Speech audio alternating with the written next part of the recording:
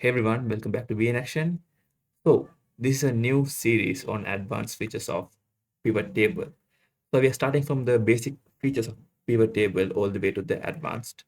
And there are few pre-requirements such as you have to know the basics of Excel. And don't worry if you don't know that, just leave a comment in the comment section so I will get to know and I can put a new video on the Excel basic and fundamental stuff. And in this video, we are going to look into how to import a text file and clean it, then process it to a table format. From the table, we are converting it to a pivot. Let's get into the video first of all. And all these files I'm doing, I just drop it in a description box. So just check out and do it me as well. Cool. And yeah, so I'm importing a file and for the moment I'm opening the file. So you have to go to the files and click on the open. And then you have to browse for some reason I can't show this since I have some kind of continental data. So you have to make sure to click the all files which is next to the file name section so you can see the text files. And I'm importing the text file now. Once you import it, you can see a wizard like this. And inside this, you can see there's two different types to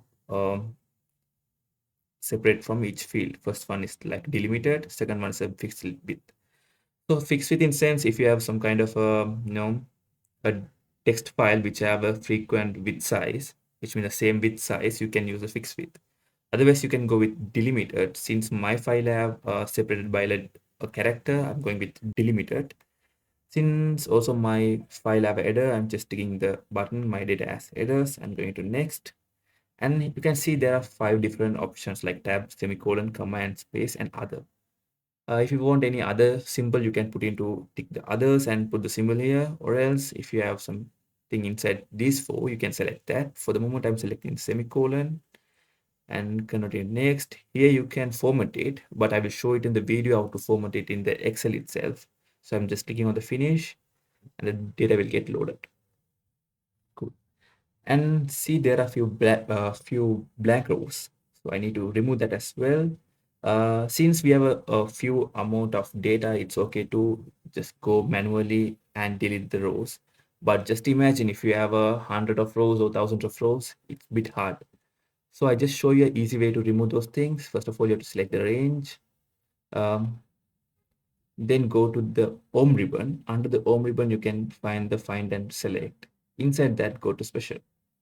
So you can able to find the blanks here and click on it and click OK. And the blanks rows will get selected.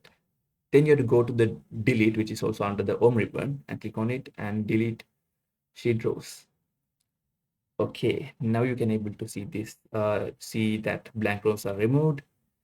First of all, I'm just changing the first column into text format. So I'm just clicking on the home ribbon again, and inside that you have a section called number.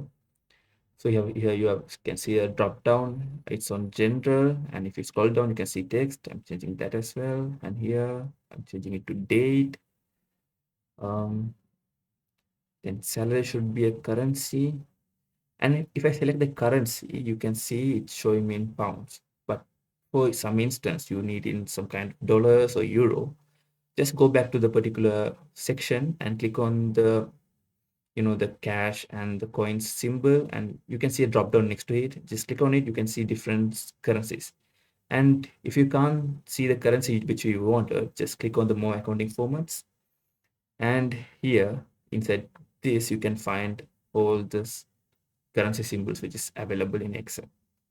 Okay, for the moment I'm just giving as a GBP symbol, and second just changing this into text, and this one into text.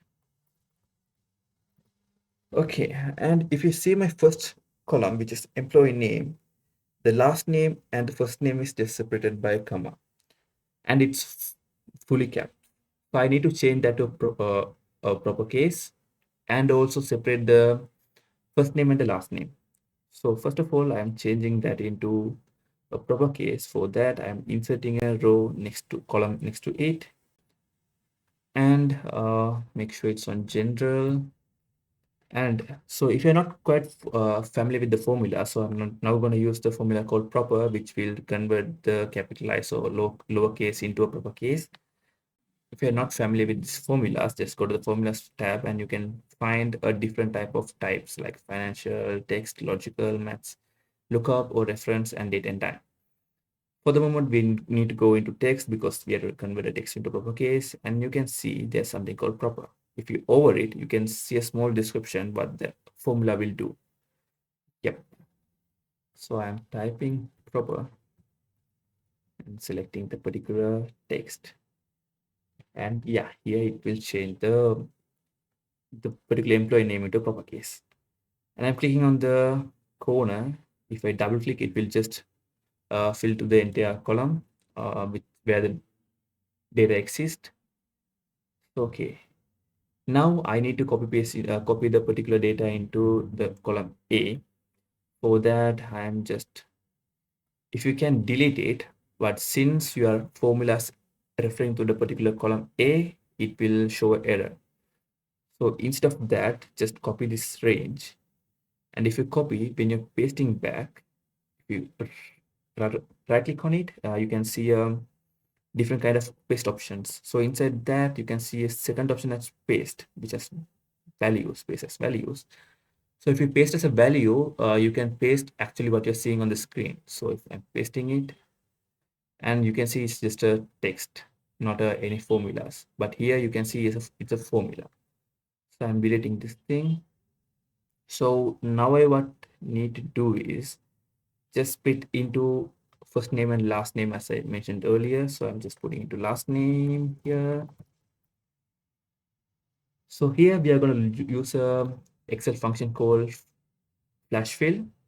It's nothing but if you type one first name like Jerez as a last name and select the range. If you go to the data tab and inside this data tools, you can see something with a thunder symbol, and if you over it, you can see flash fill and also the uh, shortcut for the particular function is Control E. If you select this, it will automatically fill the data. And there is another way to do that is just go here and typing as first name. And this one is Joe's. If I type Joni, it will automatically suggest the range. If I type enter, automatically it will get filled. So this is how you can utilize basic Excel tools like this flash fill and others. And I'm deleting this. This one is no more needed. Okay. Now what I need to do is just change this name since there are few abbreviation used in this thing like a marketing and R&D. I just need to reverse it back to the full form like R&D into research and development and marketing into a proper marketing wordings. Yeah, a typo. Typing here is and development. Cool. Then marketing into, I'm selecting this change. I'm clicking Control plus H, or else you can go to the org ribbon and inside this find and select, you can find replace. Select that as well. I'm typing the marketing abbreviation and typing here marketing. Replace all.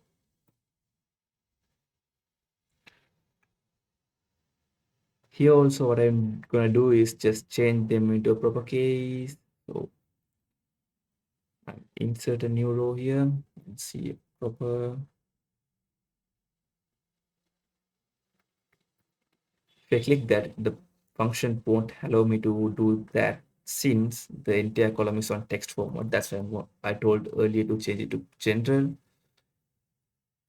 So if I type it now, I hope it will work. Yeah, it is.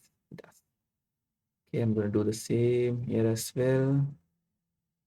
And I'm going to copy and paste as value. Do the same, copy, paste as value. Okay, I'm deleting these two.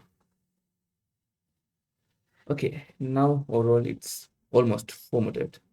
But as a last step, So the basic things you have to check to process the particular data is, first of all, you have to format it. First of all, you have to decide which are the formats. For example, the currency and date format. Even the date format have such as UK date formatting and US date formatting. And also the second most important thing is you have to remove the duplicates, because the duplicates data will literally, affect the insight which you are getting out of the particular pivot, or else some kind of a data visualization. So as a second step, we are removing the duplicates. To remove the duplicates, we have a tool called remove duplicates in Excel. So you have to go onto the data tab, and inside the data tool, you can see there's a row symbol with X. If you overwrite it to show remove duplicates, you click on it and it will click your data. And by default, it will select all the columns. Yeah, that's what we needed. And I'm clicking OK, and it say there are 3 duplicates value found and removed. Okay, now it's finally removed. Duplicates are removed. Everything is formatted. Now I'm going to convert it into a table format. Nothing but just clicking Control T and it will select the entire range. Uh, it's asked like this range and my tables as headers. Obviously, yes. So I'm taking this and clicking OK. And you can see the table has been created. So here you can do different kind of formattings here, and kind of other tools like total rows or header row or first column like this, or banded columns, or you can remove the banded rows. So it will remove the highlightation between each rows. And yeah, and that's it for this video, guys. If you have any doubts, please leave that on the comment box. And if you're new to this channel, don't forget to hit the subscribe button. And if you like the video, please like and share to your friends. See you next video, guys. Bye.